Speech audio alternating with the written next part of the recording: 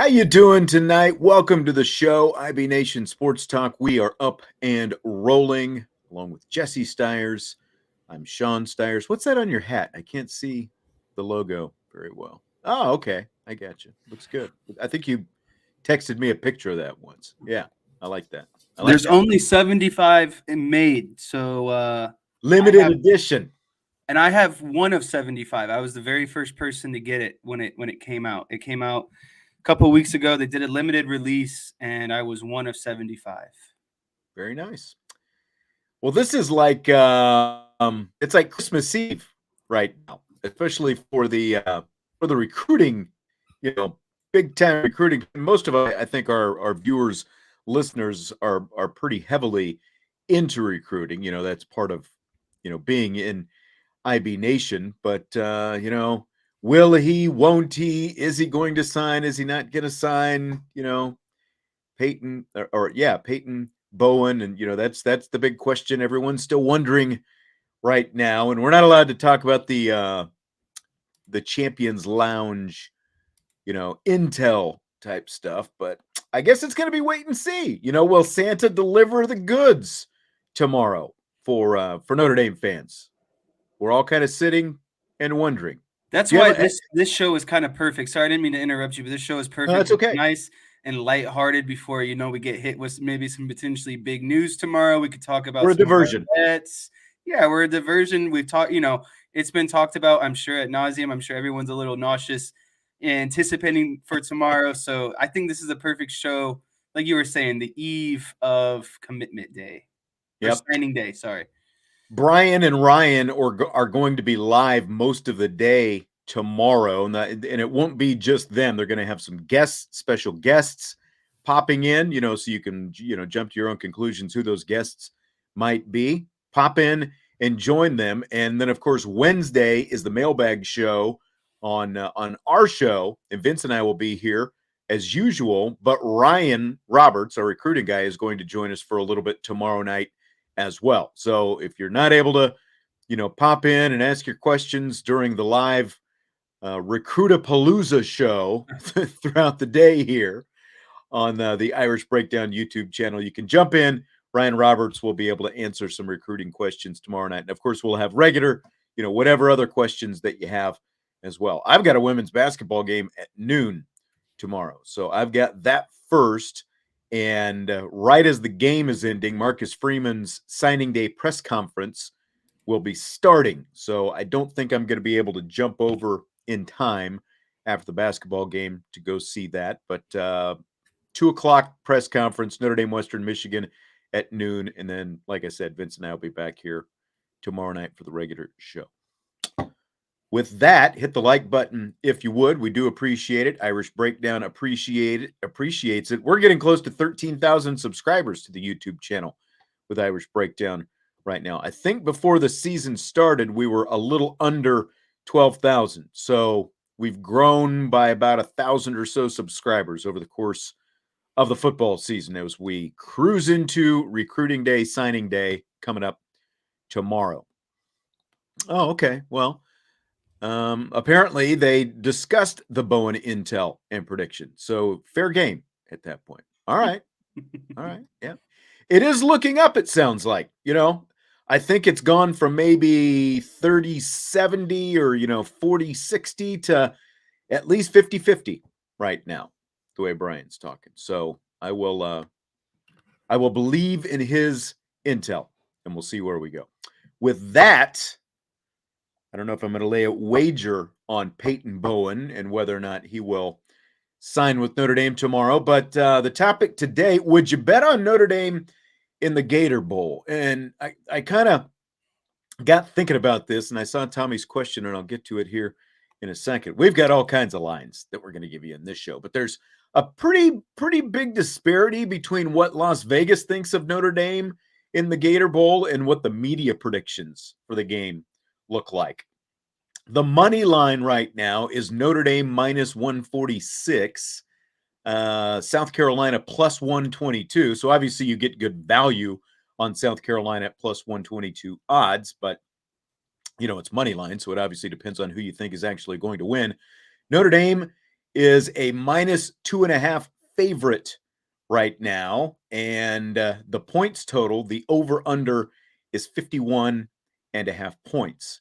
And, so despite Notre Dame being the favorite, money line, the spread and the whole thing, and I'll get to some kind of some breakdown here. Both ESPN.com and the Sporting News are picking South Carolina to win this game. Why do you think that is, Jesse? Why do you think Notre Dame, or what do you think Vegas likes Notre Dame right now? But the media pundits who follow college football, not necessarily on the Irish at this point. To me, it's one position and one name, and that's quarterback and Spencer Rattler. I think that they value Rattler's talent, his production the last 4-5 games of the year. And he's starting to kind of play what everyone anticipated him to be towards the back half of this season. And Notre Dame obviously lost their full-time starter, the guy that started 10 games for them throughout the season, and have to go back to a guy who was previously hurt and hasn't made a start since the second game of the season. To me, that's got to be the biggest thing of why all of the, I guess you could say, quote unquote, pros or followers or, sports media people are picking South Carolina, despite what the public betting line looks like. Yeah, and I mean, when you look at Spencer Rattler's his season, it was far from a Heisman type season. It was far from, it was a pretty average season if you just look at the numbers. He passed for a little less than 2,800 yards, 16 touchdowns. Drew Pyne had more. 11 interceptions. Drew Pyne had far less or far fewer. And he's been sacked 28 times, only 19 rushing yards. So, he's not a mobile, he's not really a running threat. I think obviously what pushes his stock up is the fact that he closed the season, and South Carolina closed the season. He closed with his two best performances of the year in back-to-back games in wins over top 10 teams. Tennessee, over 400 yards, 6 touchdown passes. It's like South Carolina couldn't stop scoring in that game.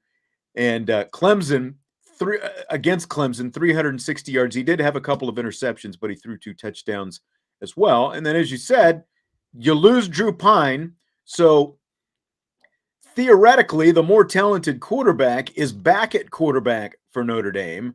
But the guy who won 8 games for the Fighting Irish, picked up all 8 wins for him during the regular season, he's just committed to Arizona State. So he's gone. Now you've got Tyler Buchner back, and he hasn't even thrown for 400 yards, in the 2 games that he had. And again, Spencer Rattler did that in 1 game, basically. So, and he completed 56% of his passes, doesn't have any touchdown passes, 62 yards rushing. I completely agree with what you're saying. I think it all comes down, like the media evaluation is about the quarterback, but at the same time, Vegas likes them, and Vegas takes this kind of stuff into consideration as well. Vegas takes into consideration that you've got a quarterback that you have, who's been hurt all year and hasn't played since week 2. So again, that's why I don't get it. And I'll go back here, and I see Tommy Guns asking some questions about, about what everything means. So we'll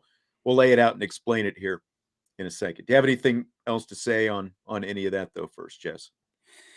Yeah, it's just hard to, like you said, Vegas is not in the business of losing money, right? It's like blackjack. You play the game because at the end of the day, the house is the favorite to win. So even when you're getting, even when the house is losing, they're technically kind of winning.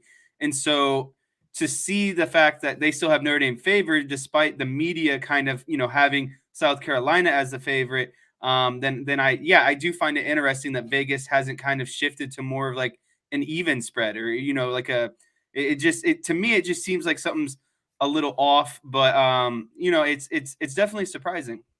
This is interesting. CMAC says he found it interesting that Mark Richt, of course the former Georgia and Miami coach, says he expects the Irish to play a ton of freshmen and first-year sophomore players in the Gator Bowl. I don't know who exactly those guys would be. like Tuialamaka, I think he's going to get some playing time. Jalen Sneed, could he get some time? Yeah. I wonder, if he heard, like Marcus Freeman's press conference where Marcus talked about, hey, we've practiced a lot of these younger guys, these first couple practices of bowl prep. And he thought that meant that they were going to play a bunch of young guys. I mean, those were opportunities for those guys to kind of show themselves. But if the veterans who have played all season are available, they're going to play. They're not just going to pull a bunch of guys and throw in freshmen and sophomores out there and say, hey, go see what you can do. See if you can make an impression on us. That's what the practices were for. So, like I said, maybe Mark Richt kind of twisted around some things that he heard Marcus Freeman say, but I don't know where else that would have come from. That's interesting, really interesting. Yeah, the only thing I would say is I see a lot of potential on the defensive side. I don't think you're going to see much of anyone on the offense kind of get swapped out. Like I think since Tobias Merriweather is out of concussion protocol, we'll see his most usage compared to the rest of the season, and with Buckner being back. So I just see, like you talked about, maybe a few linebackers and maybe a couple guys on the defensive line with Foskey being out, just because the defensive line's like a hockey team. You have different kind of line rotations coming in, and obviously with a couple anyway, you're just going to see naturally a lot of guys there. So I would, if anything, I would see it on the defensive side. And then, of course, like I said, Tobias Merriweather just getting more playing time compared to usual from the beginning of the season. Yeah. Now, I take for granted some of these sports wagering terms, and like I said, Tommy Guns was asking, and don't feel bad, Tommy, because really until the apps and stuff, became more available a couple of years ago, I wasn't as up on everything either. He says, I don't understand this stuff other than -2.5 being the favorite spot and the over under on points. And then he said, what do the money lines? I'll take this one. Okay, go ahead. You explain the money line. Yeah, so money line just means, so right now Notre Dame is a 2.5 point favorite, meaning that if they won by 1.5, 1 point, you would lose that bet if you bet on Notre Dame to be -2.5, right? But money line is just straight up win or loss. If you bet Notre Dame money line and they win, then you win no matter what. If you bet South Carolina money line and they win, that's all that matters. You don't have to win by any sort of points, any sort of spread. Money line just means you're picking the winner or the loser. Straight up win or loss. That's right. Yeah, so that's what the money line is it's just what Jesse said. Money line means you're picking the winner of the game. You're not worrying about point spreads or any of that kind of stuff. And so Notre Dame has a -146 odds on the money line right now. South Carolina has +122. And just to explain the minus and the plus, if you are minus, it obviously means you're the favorite. If you are plus, you are the underdog, or in this case, which they are, underdog. And in this case, what that means is you get better odds. If you have -146 odds compared to +122 odds, you would get a bigger payout with the +122 odds than -146. But again, you'd be betting on South Carolina to win with that +122. Yeah, so Notre Dame's money line at -146. All that means is you have to bet $146 to win $100. So if that line was at -160, you would have to spend $160 to win $100. But on the plus side, if you're +130, let's say, if you bet $100, that means you win $130. So it's all centers around $100 being the baseline. It's just on the minus side. If you're -140, you have to bet 140 to win 100. And on the plus side, if you're +130, you win $100. Sorry, if you bet $100 and you win 130. Right, exactly. Now here are some, I guess, trends. Kind of like this is how things have shook out for Notre Dame in terms of Vegas this year. The Fighting Irish are 5-1 straight up in their last 6 games, so they did pretty well. 6-6 against the spread overall this season. 5 of the losses against the spread were when they were double-digit favorites. I don't bet on Notre Dame when any double digits are brought out. Yes, that's exactly right. And I talked about it all season long. They were horrible when they were a double-digit favorite. I mean, they lost twice straight up as double-digit favorites against Marshall and Stanford. They actually covered the spread against USC, but they were not a double-digit favorite in that game. They're 4-0 against the spread as a single-digit favorite this season. So that is notable here. 4-0 against the spread as a single-digit favorite, and they are a 2.5-point favorite right now. So that trend favors Notre Dame in this game. And again, it's like when you look at the disparity between Vegas and everyone else, it's like you start wondering who knows what. But I think it comes down to what you said. I completely agree. I think it's all about the quarterback, Jesse. Yeah, it definitely is. And that's, Notre Dame, I feel the best about betting on Notre Dame when, one, they are a slight underdog against a good opponent like Clemson. I loved that bet. I took that all day. I only get into issues when like they're playing UNLV at home and they're 17.5-point favorites or 20-point favorites. Notre Dame, I hate to break it to people, but I can't remember the last time Notre Dame beat someone. Okay, you could probably bring up Boston College this year, but like on average, Notre Dame doesn't beat people by a lot of points, and especially at home, it feels like. So that was their win as a double-digit favorite was Boston College. Yeah, win against the spread. Yeah, that has to be, and this isn't a 1-year trend. This is a very, very noticeable trend. Notre Dame football over however many years is they unfortunately lose to some not as good opponents, a la Marshall and Stanford. And even when they win at home, they don't beat teams how they're supposed to beat them. They always kind of come down to the end, and they never really cover the spread. Yeah, that's exactly right. And what Tommy was asking then, so why would anyone bet that plus line? Well, if you're a South Carolina fan, you're probably throwing a lot of money on the plus line right now. Yeah, if you feel real good about it, you're thinking that's easy money. They're giving us that plus advantage essentially. And you're going to win more money if that bet comes through. If you bet on the play, like when I bet over unders, for example. Now, most of the sports books cover their odds. They don't give you great odds on either over or under, but you typically get a little bit better.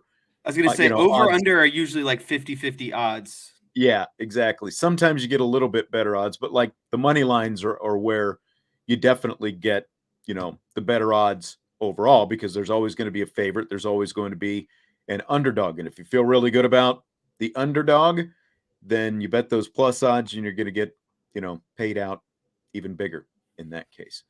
Now the Gamecocks have covered 4 of their last 5 games as an underdog, which is interesting as well. But again, they've got straight up wins against both Clemson and Tennessee. So that, kind of takes care of some of that. While the point total has hit the over for Notre Dame in their last 6 games, and it's hit the over for South Carolina's last 9 games as well. And again, you look at the over under 51.5 points on this. That to me, the over under point total for this entire game, 51.5, that seems like a slam dunk over for me. What do you think, Jess? Nothing's a slam dunk when it comes. You're not sold. You're not sold. Okay. Well, nothing's a slam dunk when it comes to Vegas. That's those true. Numbers are always so like right on. And so, is your only hesitation the Buckner factor still? It is, because I just don't know. I know defensively South Carolina is not great against the run. And so you would anticipate that Notre Dame could take a chunk out with the run, even if their pass game isn't doing what it needs to. But again, that you crunch the numbers, and that a 28-21 victory for Notre Dame wouldn't hit that over. You'd have to get like 31-21 area or like 31-24. And I don't know. I'm not 100% sold that, someone brought up a good point. I think they'll come out in their usual kind of story. I think they'll look great in the first half. And then it'll just be a matter of if they can make those adjustments at halftime and carry the game towards the end and not look like what happened against Oklahoma State last year in the bowl game. Here's the stuff. Here's the, kind of some of the numbers I think that are more pertinent to this game. When you sit and look at it, South Carolina allows 197 rushing yards per game. They also have allowed an average of 253 or 254.3 rushing yards on the ground over their last 3 games. Now, again, you have to remember they won 2 of those games, but they still gave up huge chunks of yardage on the ground. They also allow 5 yards per carry, while Notre Dame runs for almost 183 yards a game and 4.5 per carry. So that is the big one to me. So let's forget about explaining lines and pluses and minuses and money lines and spreads and everything else. Let's just get to the fun of this whole thing. we've got some props that we're going to pick here. We're going to go through some props. These aren't official props at Vegas. They don't have any individual props or anything right now. They just have your standard, money line, point spread and game total right now. But here are some props that I came up with for this game. Over under 220 rushing yards for the Irish in this game. I'm going to take the under on this one, surprisingly. I think that there's going to be a concerted effort for Buckner to throw the ball, and I think he will have some sort of success. But I think that ultimately they're going to try. I think there's going to be more concerted effort to pass the ball and then kind of lean back on that run game as necessary. So I'm actually going to take the under on that one. Yeah, we've got a few people saying under, and I'm going to go under as well. I still think they'll be nudging somewhere around that 200-yard mark, in that vicinity, but 220, maybe set that a little bit, on the high end. But again, it's a South Carolina team that, has given up a lot of rushing yards this season. And on the other side, they don't stop the run. They don't stop the run. They don't run the ball well. And the fact that they don't run the ball well, they're actually going to be missing their top 2 leading rushers and top 2 tight ends, of course, in this game because they lost them to the transfer portal. What's really even more interesting is they've got a tight end who is their second leading rusher. So it kind of shows you how they run the ball. Prediction for who the starter is going to be at quarterback, I think it's a slam dunk. It's Tyler Buchner. As long as he's healthy, he's going to start the bowl game. Yeah, I guess Buckner I've said slam dunk too much. Maybe there's not slam dunks. But.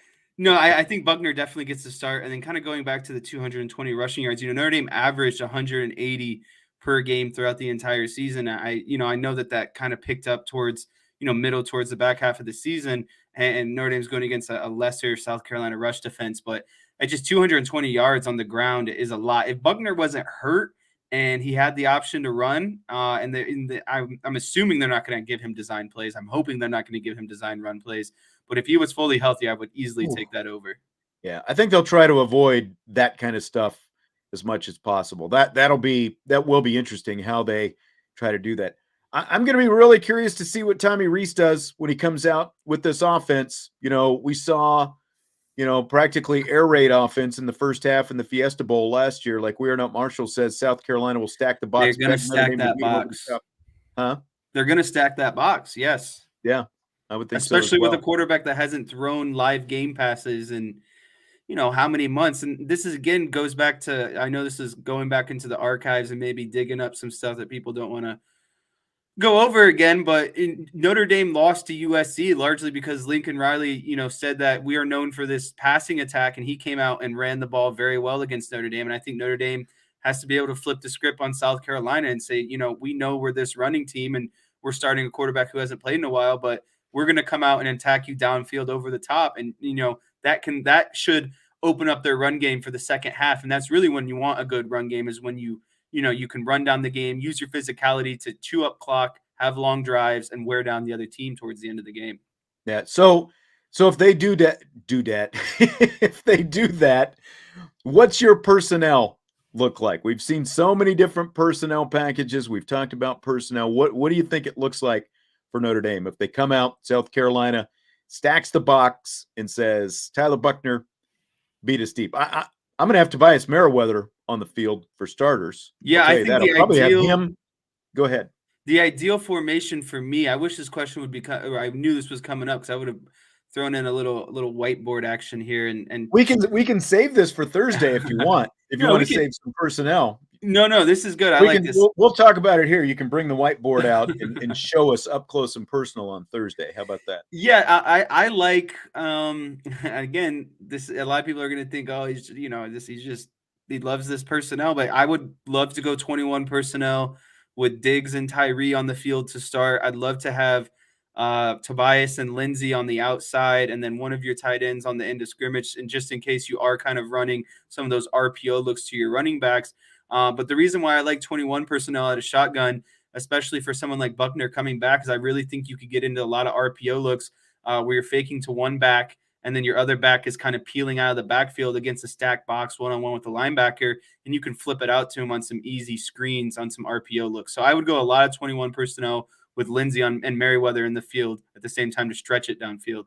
Well, and not only that, and I've got a specific question about Chris Tyree here in a second.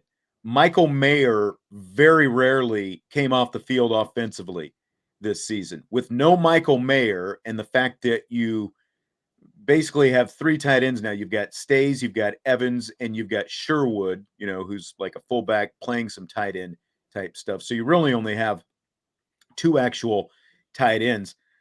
Chris Tyree would, take the place for me of Michael Mayer as like the Iron Man who's going to stay on the field almost all the time, with very few exceptions. Obviously, if you decide you're going to, go like 13 or the 12 package where you've got Jaden Thomas essentially in as a tight end blocking. But I would have Chris Tyree out there almost all the time, whether it's in the backfield, in the slot, wherever. You can move him all over the place.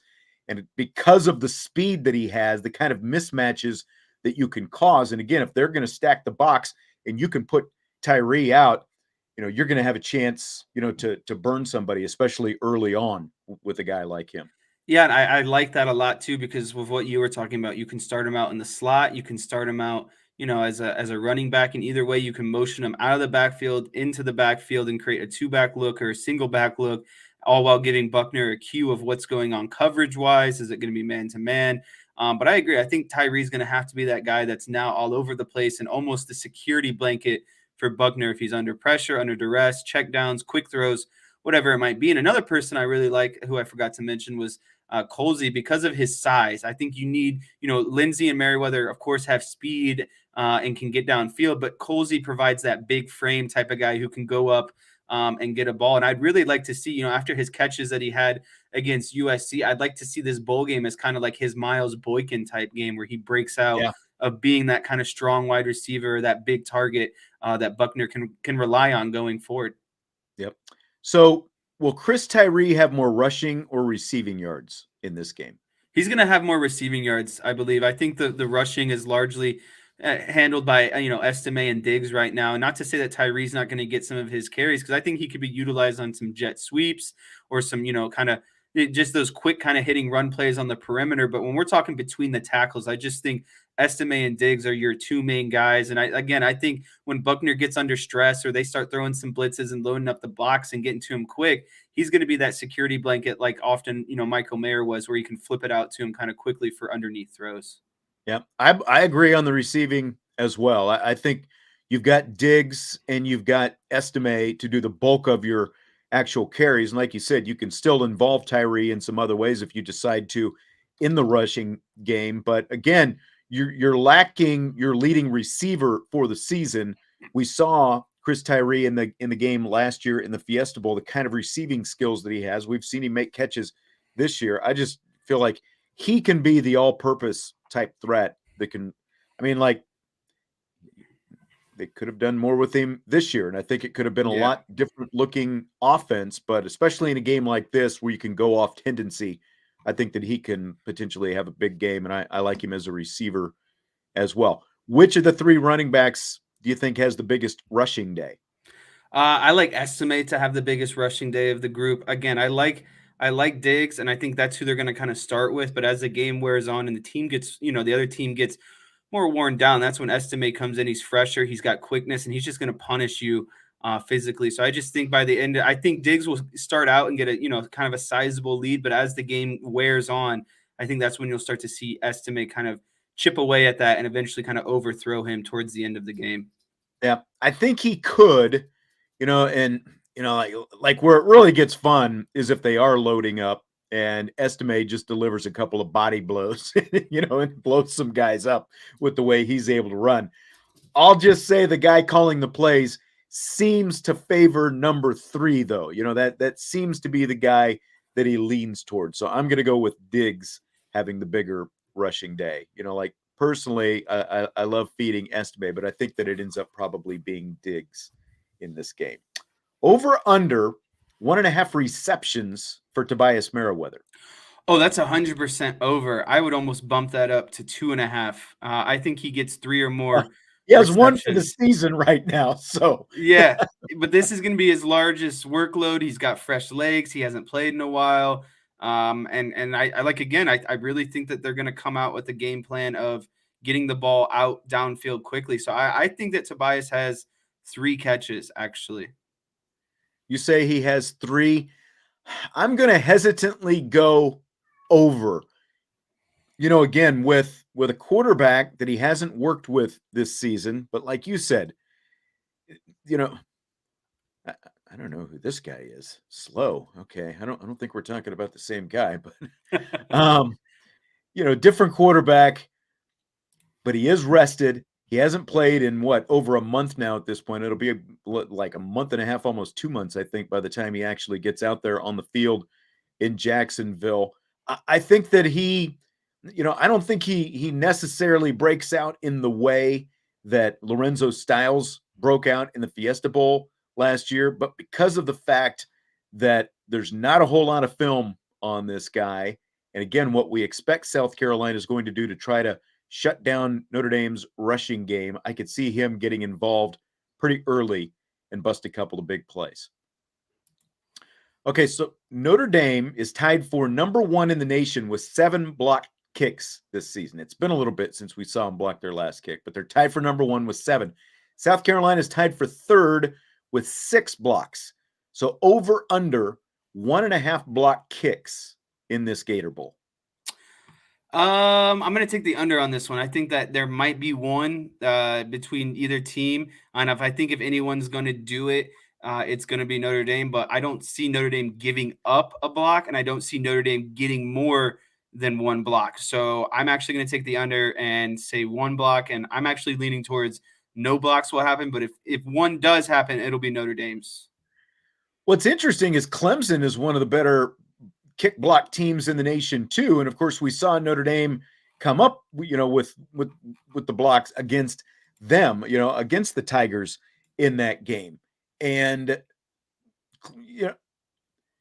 I guess what I'd say is, Shane Beamer is the son, of course, of Frank Beamer, who really, he's the coach who said, special teams matter. He's the son of the special teams master, basically. And, so it's no surprise that South Carolina is one of the top kick block teams in the nation as well, with a guy like that as your head coach. I think that both teams are so good that it's like, not only are they good at blocking them, they're good at, making sure their protections are right so that they don't give up any. So I'm going to go under as well. I don't think we will see any. I think it's going to be too hard because you've got 2 special teams coaches who are both just so good at what they do. So, I don't think that they'll likely get the look that they probably need to get in order to get the blocks in this game. Will Tyler Buchner have more total yards, rushing and passing combined, than Spencer Rattler has passing yards in this game? I'm going to say no, because I don't think Buckner is going to run much. And if he does, I think it just might be a couple, here and there, maybe picking up a first down, busted coverage. And he's not going to take any hits while running the ball, I guess is what I'm going to say. So he's either sliding or getting out of bounds. And I don't see Notre Dame's attack is very well balanced, where I don't think they're going to be more lopsided towards the passing game. I think the running game and the passing game are going to be kind of very equal numbers by the end of the day. And I think Rattler and South Carolina's main, avenue for gaining yards offensively is passing. So I think that Rattler will have more passing yards than Buckner will have combined passing and rushing. Yeah, I think so as well, because again, you don't want to get Buckner out and just having him run crazy after he missed like 15 weeks at this point, like 16, almost 17 by the time the game rolls around next week. So, I think you want him running as little as possible. He's probably going to have to, do some scrambling or something at some point. I would not expect a lot of design runs. I think he has, maybe between like 150 and 180, kind of in that range for a passing total. And they're going to want to lean on that rushing game, but it's going to be a matter of how can they spring a couple of passes, I think, and, again, catch South Carolina off tendency, catch them off guard, is going to be the key. So I think Rattler has more passing yards than Buckner has combined yards. Michael Mayer averaged 5 catches for 67.4 yards a game this season. My question to you, will Mitchell Evans and Holden Stays combine to have at least that production against the Gamecocks in the Gator Bowl? I don't think it's anywhere close. I think the two tight ends might combine for two catches for like 25 yards, but I just don't see them being kind of the guys who are going to put up production receiving wise for the Notre Dame offense. I think that Buckner has a better dynamic with some of these guys like Lindsey, Merriweather, Colsey. I think if they're going to pass the ball, that the tight ends aren't going to be a part of that game plan, especially if you're trying to really get the ball kind of stretched downfield. Mayer was good because he was a good guy that you could run up the seam or maybe a deep kind of post out, and his frame naturally and his catch radius allowed him to do those things. And that's nothing against the other two guys. I just don't think they're as dynamic as pass catchers as someone like Mayer, especially when you're trying to get the ball downfield and out of a congested box. The last time Michael Mayer did not play in a game for Notre Dame, October 9th, 2021. That was the game. They went to Virginia Tech, and Jack Cohn was replaced by Tyler Buchner. Tyler Buchner's most extensive action to that point. The only catch by a tight end that day, George Takis, 1 reception for 15 yards. Now, that doesn't mean that, Mitchell Evans might not get a couple, Holden Stays might not get 1 or 2, but I don't think they combine for that. Again, I would think that the tight ends are going to be more blockers in this game. Now, again, you talk about going off tendency. These guys, Mitchell Evans does not have a reception this year. There's probably going to be some opportunities. Maybe these guys get open, especially early in the game. And then it's a matter of if Buckner sees them and hits them, or, if there's somebody open deeper downfield and that kind of stuff. But again, I don't know that it'll happen, but my personal preference is you see, a constant dose of Chris Tyree and another back mixed in there on the field, and the tight ends are still, these guys particular are still going to be more in the blocking mold. So I agree with you. I'm going to go under on this. All right, Jesse. Well, that concludes. Well, I had one more for you. Okay. All right. I think this one's kind of important. I saw this one on the rundown. I really want your opinion on this one. So, okay. If Drew Pyne was starting this game, would you be more or less likely to bet on Notre Dame straight up money line to win this game? That is interesting. I think it's a very dynamic question. Yes, I think so as well. Let's just start rapid fire with that. What do you say? Okay. Yeah, I like that idea. Let's do it. So the question again, if Drew Pyne was the starter in this game, would I be more or less likely to bet the Irish to win in this game? I would be, I think, about the same. Do I have some doubts about Tyler Buchner? Sure.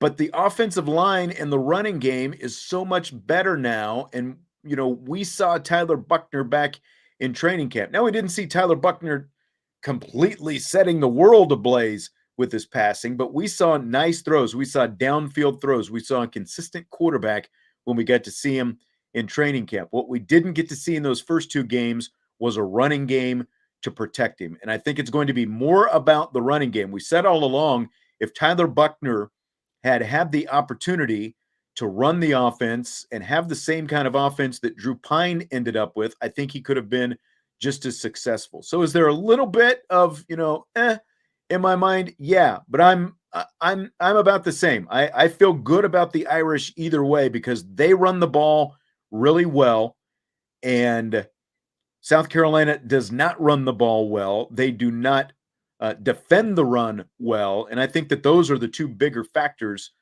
for Notre Dame, other than who the quarterback is going to be in this game. They're going back to their QB1, so I'm not concerned about that. I feel about the same. I think it's going to be a close game. I think they're going to, again, like when we look at that point total, 51.5, I think it's going to go over that, and I like the Irish to win in this game.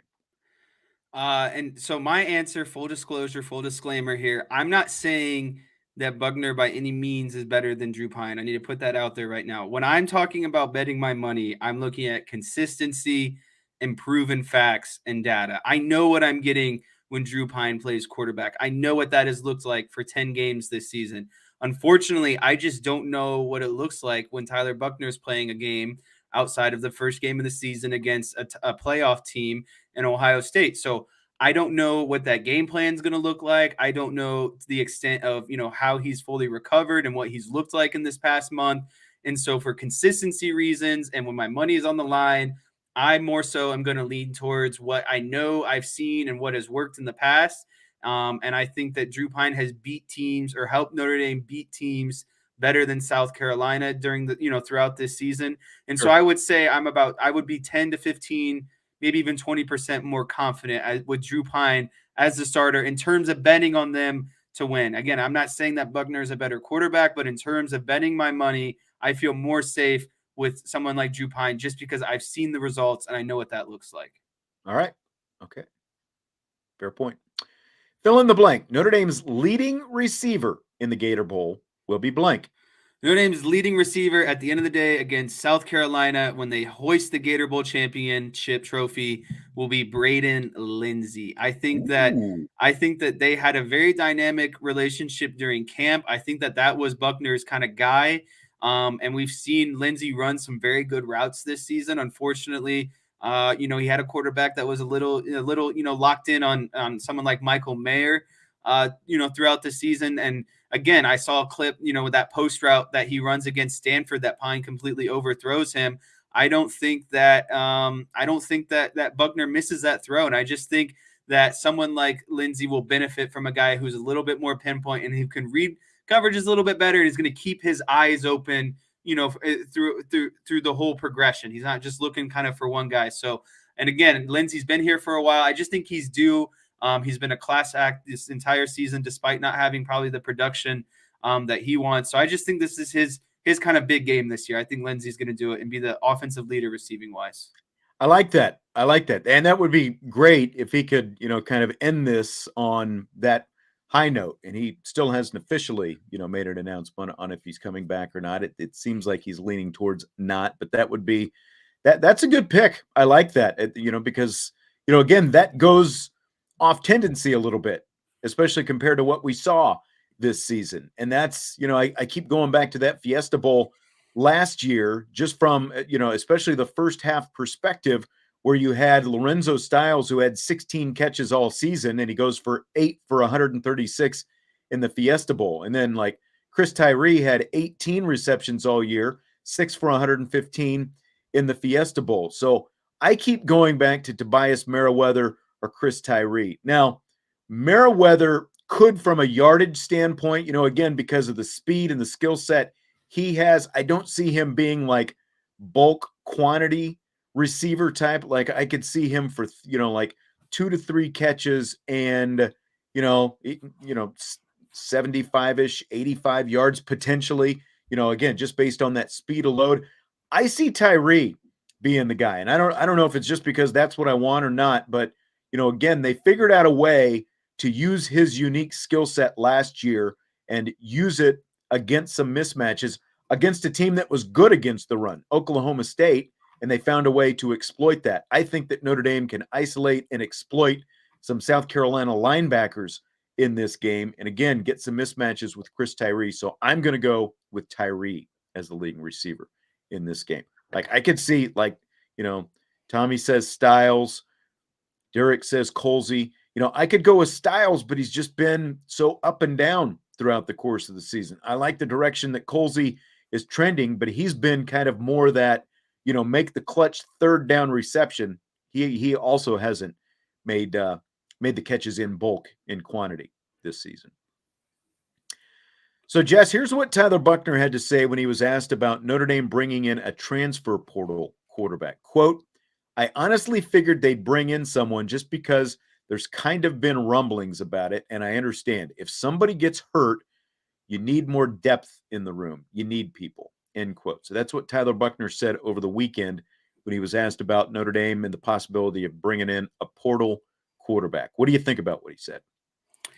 Yeah, I think he made some good statements and kind of made the statement that you would make as the guy who's potentially QB2 or QB1 on the depth chart and not QB3 or QB4 on the depth chart. I mean, let's be honest, that's the reason. If he wouldn't be making those same comments if he was in, Drew Pyne's position at the end of the season. We all knew that Buckner was going to, essentially resume the kind of hierarchy and be above Pyne by the end of the season. And so when you talk about bringing a transfer in, Buckner knows that he's either going to be one or two. He's going to beat the guy out for that spot, or he's, more than likely going to get beat out, for the spot. But at least there's a guaranteed competition and a guaranteed competition at a higher rate, compared to someone like Drew Pyne. So I think it makes sense. And I think it's just kind of like the right thing to kind of say in the moment. It definitely makes sense. You want depth in the room. You want talent in the room. It only is going to make, everyone better at the end of the day.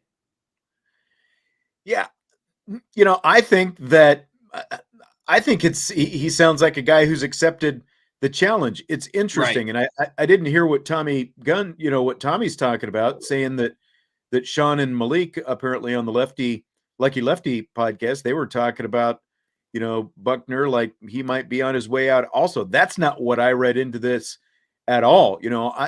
I felt like, this was a guy who, again, accepted the challenge. He might not like the fact that they're bringing in a quarterback, but, they absolutely, at the very least, need depth in the room, especially when you lose Drew Pyne to the transfer portal. And to me, it just seemed like a guy, who's ready to go for it this spring. He's back in the QB1 position right now, and he's ready to battle for the job in the spring if and when they do bring somebody in. So I think he said the right thing, and like I have a hard to, because that was, based on the stuff that I saw, I didn't see him say much more on this subject beyond that. So I have a hard time, kind of seeing where, they would be thinking that he would be leaving, but I don't know. Like I've said before, everyone's entitled to their own opinion, but I like what he said personally. Same. So the NCAA has issued a one-time blanket waiver to allow FBS players who are redshirting this season to play in the postseason bowls without the bowl game counting against the 4-game limit to redshirt. What do you think about this move? I'm kind of on the fence about this one because I like at the end of the day, guys getting the opportunity to play and not losing, their red shirt. And I don't know, what the ultimate deciding factor was. But then at the end of the day, you have guys, in the prior years when they first started out who redshirted and didn't screws over some of these people. I think it's almost like an experimental type thing. Kind of figuring out if this is a plus or minus for some schools. And then depending on, whatever they're looking for, results they're looking for out of this, I think that we might see it again going forward, meaning that you get 4 games plus the bowl game. That could end up being the new rule. It just, to me, feels like something that's very kind of experimental at this stage. And I like it because, again, you get to see guys, potentially that you haven't seen in a while. And then you can, assess where they were at the beginning of the year compared to the end of the year. But it's just not really fair to the guys who had a red shirt in the past who don't get to play in this extra game. Yeah. Tommy said, why did they do it? Any explanation? And when did they decide this? This just came out, I think it was like middle of last week, end of last week. And it was a topic we were going to get to on Friday. And then it kind of got pushed to the back burner. So here we are. Of course, it's the NCAA, so they don't really explain anything. But one thing that it could address is like you do have all these, players in the transfer portal right now. So like, for example, really, I went through and looked at all of Notre Dame's guys. The first thing that I thought about was, okay, it's kind of cool that they're doing this, but if they were going to do it, why didn't they make this decision a month ago? Like at the beginning of November, when teams are heading into the home stretch of the season and they're managing these kind of things with different players. Because like Jalen Sneed, for example, just to use him as an example, he's played in 3 games this year. And now because you can play 4, before this rule was enacted, you're kind of saving that 4th game for the bowl game. And that was kind of part of, Marcus Freeman talked about that at one point in November. There were different guys they were looking at Jabron Pyne being another guy. He's played in 3. Number 4 will be his bowl game. Well, if this rule had been in place in early November instead of after the regular season ended, all these guys who've played 3 games and were saving their 4th game for the bowl game could have played in at least one more game this year and then got a 5th game in the bowl game. So again, it's like typical NCAA stupidity that, okay, they're going to throw you this bone and maybe it helps out. And, and I don't know if all the movement with the transfer portal and stuff like that is part of the reason they're doing this. It could be, since a record number of guys are continually going into the transfer portal. But again, they knew the transfer portal was going to be a thing. It's something they could have decided either before the season began or at least, before November began, that would have allowed guys to get on the field for even one more game rather than, like I said, waiting until the regular season ended. So I like it, but it's the NCAA. They could have done this sooner and could have got more guys on the field sooner. Yeah, and a point that I didn't really think of, and it kind of got brought up through the chat and by yourself, is this has to be the NCAA being able, seeing what's going on with the portal and saying, all right, let's throw some of these guys a bone and potentially declutter the portal and give these guys, basically you're allowing guys who are maybe considering, leaving after a redshirt season the opportunity to get even more playing time, right, and to show themselves a little bit more, maybe have a little bit more success, and then feel better about their standing, on the roster and where they stand, with these teams. So to me, it definitely feels like a move by the NCAA to kind of cut down or declutter some of this transfer portal potentially. Yeah. And so what it means is any player who has played in 4 games to this point would preserve their redshirt year if they play in a 5th game in the bowl game. So that's what it means. So if you played in 4, you can play in this one, a 5th one, and it does not count against your red shirt. Obviously, if you've already played 5, then that doesn't matter. But you can have had 4. But like again, the players I mentioned, Notre Dame has a handful of guys who have played in 3 games and will now be able. It wouldn't have affected them anyway because this was going to be their 4th game. Fill in the blank. It's blank that, according to Zach Kiefer of The Athletic, multiple league sources are quote unquote convinced that Indianapolis Colts owner Jim Irsay has Michigan head coach Jim Harbaugh at the top of his wish list to become the team's next head coach. It is very eager or hopeful that Mr. Irsay has Harbaugh at the top of his list because I think that door is unfortunately closed. I think if Harbaugh wanted to make that move, he would have made it either last year or the year before that. And I say that because he was kind of going through it in the Big Ten. He'd been there for a decent amount of years, and he wasn't really beating the teams that you get paid to beat at the University of Michigan, right? He was struggling with Ohio State. He was struggling with Michigan State. He was struggling with Penn State. And so, in my opinion, I just really believe that door has closed, and I think he's kind of sold his soul to being in college the rest of his career, especially with back-to-back playoff appearances that he's had, beating Ohio State 2 years in a row now. I just think that door, it might not be completely closed, but it's more closed than it was in the past.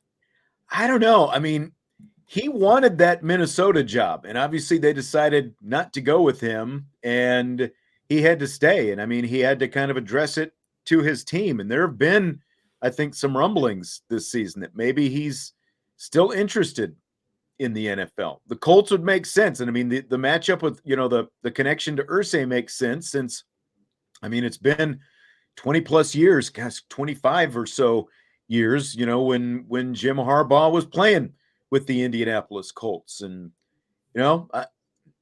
he seems to want to go there. And like, if I'm the Colts, you can like Jim Harbaugh or hate him, but you can't argue with this track record of success. Yeah, he's good at Stanford. He went to an NFL Super Bowl. He's now in 2 playoff appearances with Michigan. That's right. He's a winner. Right. Whether you think he's quirky or you like him or not, he gets the job done eventually. Well, and with what the Colts have on their roster right now as well, I mean, they're wasting Quentin Nelson's career at this point with what they've done the last 3 years, completely regressing every year.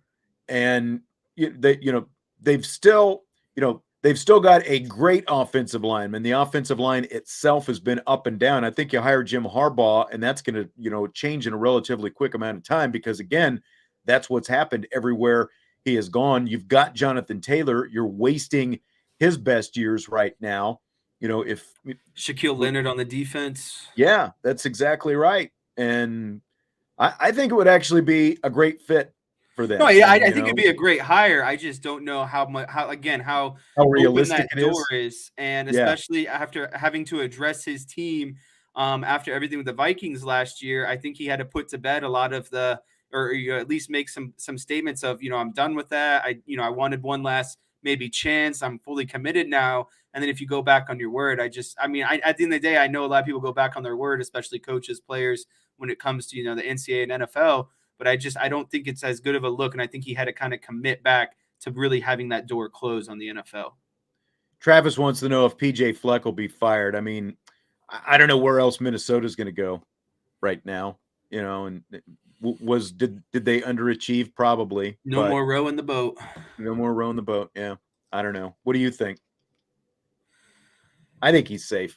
I think he is Minnesota. Too. I just think if they wanted to make their move, they would have made their move. I just think that, again, it's Minnesota. What success have they really had that says, okay, we're going to fire our coach again and try to, completely redo this whole thing? Right.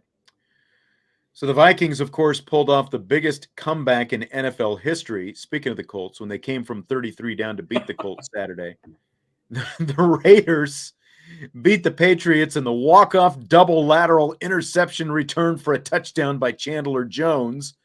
Which do you think you'll remember the most ultimately?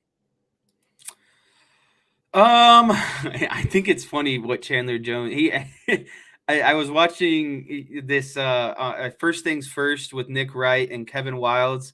And Kevin Wildes is a big Patriots fan. And yesterday, every time they kept trying to go to these graphics, they kept bringing up, Mac Jones getting stiff armed into the ground. And so it was a funny kind of time. I just think we'll get over it a lot. Like, I know the butt fumble gets brought up a lot, but in my opinion, I think that the collapse by the Colts will be kind of what's more remembered, just solely because of, again, it was one of their better performances. And it's the biggest comeback ever in the NFL. And so that kind of stuff sticks until someone else breaks it, right? Like when a team gets down big, Tony Romo is going to come on and say, well, the largest deficit ever overcome is the Vikings when they came back and beat the Colts. So I just think it's one of those things that will naturally kind of keep getting brought up or reoccurring when a team starts to kind of make some sort of comeback, or when a team gets down big and they'll be like, oh, you remember when the Vikings came back? It's, nothing's impossible. So I just think that that's the one that's going to stick more going forward.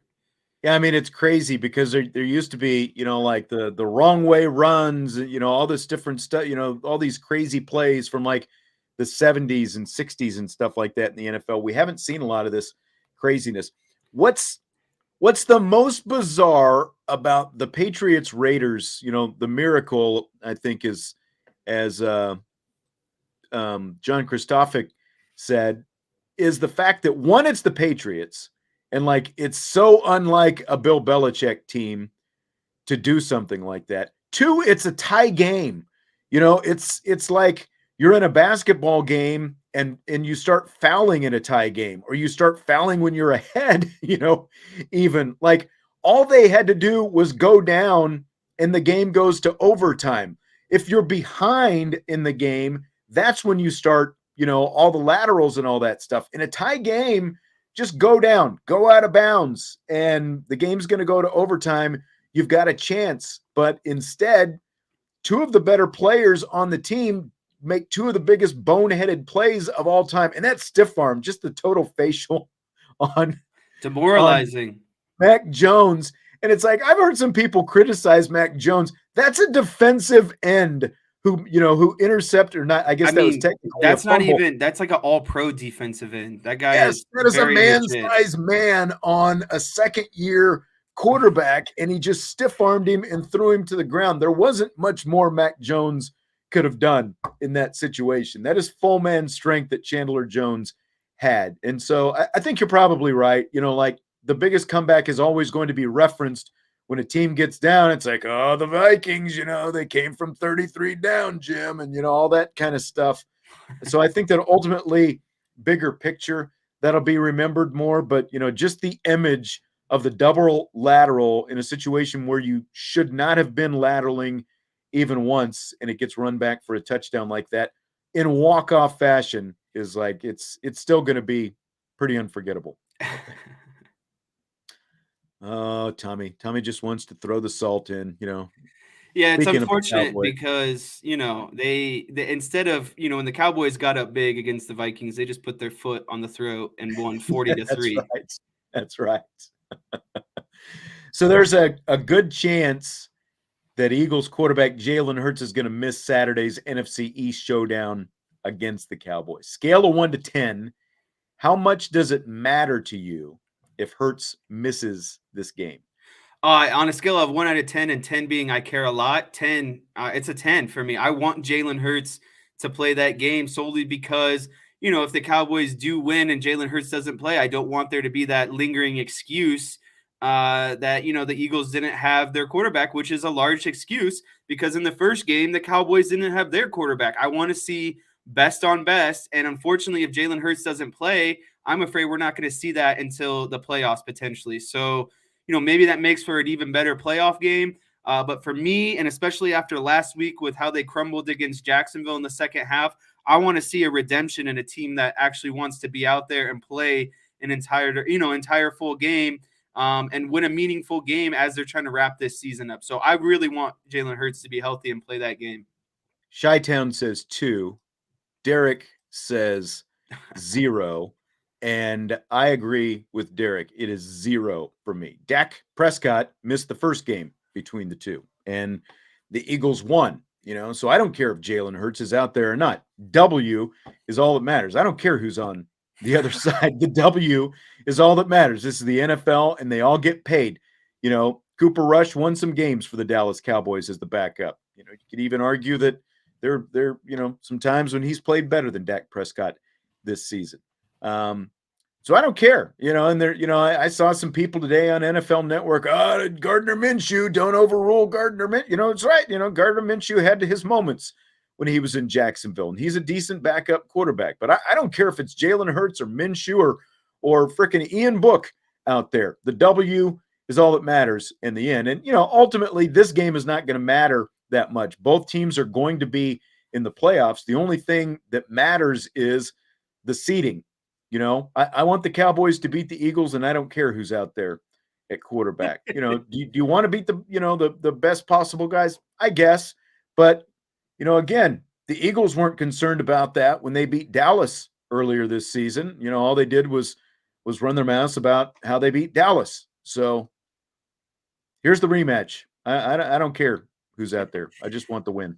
Two things. One, yes. And I would also take the loss if they could turn around and beat them in the playoffs. I've said that before too. Right. And so at the end of the day, there's two things. One, as long as they win, I really don't care. I just want to be at this point in the season. If they do lose, I want there to be I want to know where they stand against the Eagles and what they look like at full strength, knowing that they're going to potentially play them against them, play them in the playoffs. And then number two, I saw Travis drop some nonsense in the chat. The Cowboys choke in December. I did a quick search. In the last 5 years, the Cowboys have a 72 win percentage. Yeah, they're actually good in December. So that means January, in December, when the playoffs they win 3 out of around. 4 games. Yeah, if you made the January statement, that would be more accurate. So come on, bro. Right. If you're gonna start throwing some stuff out there, at least get the right month in there. But yeah, I'm largely kidding. At the end of the day, if you want to get me fired up, just say anything negative about the Cowboys, and I can't bite my tongue. So you'll get some sort of response or reaction. By the way, we had some nice comments coming our way in the Champions Lounge in the premium chat room today. Did they tell people how much they was? Some people threw some compliments at us. They like you. They like, and we appreciate that for sure. What'd you say? So was there some confessions in there about how much people enjoy me? Is that what you're getting at? Yeah. Yeah. I'd say I'm a more rational, like I said, voice both of us on the show. Both of us. Vince, not so much. Yeah, I mean, don't tell him I said it, but Vince, come on. I kid. Vince got a couple. I think Charlie Weiss's belt loop, through Vince some love as well. But I appreciate we appreciate all of you. And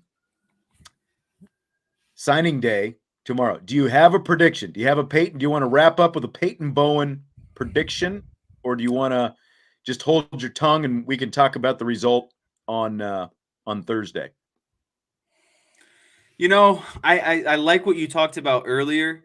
I really truly believe it is 50-50 at this point. And the reason why I think it's 50-50 is if it was definitely Oklahoma, he would have made that decision right now. And I think the same could be said about Notre Dame. If it was definitely Notre Dame, he wouldn't have even, potentially gave thought or attention to any of the Oklahoma offers. So I just think that it's definitely still on the table because he hasn't went one way or the other. But I think it says a lot that Notre Dame is still kind of standing. I think they took that haymaker punch, and I think he wanted to see how they responded, how they got up, off the canvas essentially. And I think that shows a lot to him, maybe more so than what the money is, between Oklahoma and Oregon. But I think at the end of the day, it's going to be Notre Dame, and I think it's going to come. It's going to. I don't think he necessarily knows yet, but I think, and when all things are considered, I think Notre Dame is going to make it. And because of what I said, they got hit with a hard haymaker, and I think if they were down and out for the count,